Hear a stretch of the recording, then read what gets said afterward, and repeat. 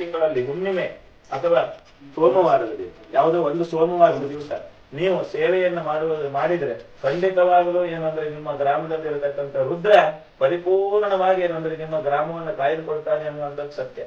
ಅದು ಹೌದು ಸತ್ಯ ಅನ್ನುವಂಥದ್ದಾದ್ರೆ ಒಂದು ಅನುಗ್ರಹ ಆಶೀರ್ವಾದವನ್ನು ಕೊಟ್ಟು ಇಡೀ ಗ್ರಾಮಸ್ಥರಿಗೂ ಅವರಿಗೆ ಪ್ರೇರಣೆಯಾಗಿ ಅವರ ಮನಸ್ಸಿಗೆ ಬಂದು ಅವರು ಏನಂದ್ರೆ ತಾವು ಮಾಡ್ಬೇಕು ಅಂತ ಹೇಳಿ ನಿನ್ನಲ್ಲಿ ಒಂದು ಏಕಾದಶ ರುದ್ರಾಭಿಷೇಕವನ್ನು ಅವರು ಪ್ರತಿ ತಿಂಗಳಲ್ಲಿ ಮಾಡಿಸ್ಕೊಳ್ಬೇಕು ಅಂತ ಹೇಳಿ ನಿನ್ನಲ್ಲಿ ನಾನು ಕೇಳ್ಕೊಳ್ಳುವಂಥದ್ದು ಅಲ್ವಾ.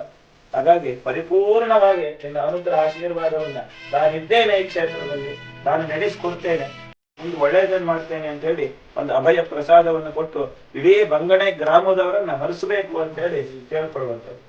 ಸ್ವಸ್ತಿ ಶ್ರದ್ಧಾಂ ಮೇಧಾಂ ವಿದ್ಯಾಂ ಯಶಃ ಪ್ರಜ್ಞಾಂ ವಿದ್ಯಾಂ ಬುದ್ಧಿಂ ಶ್ರಿಯಂ ಬಲಂ ಆಯುಷ್ಯಂ ತೇಜಮಾರೋಗ್ಯಂ ದೇಹಿ ಮೇ ಶ್ರೀನಂದಿಕೇಶ್ವರ ಸ್ವಾಮಿನೇ ನಮಃ.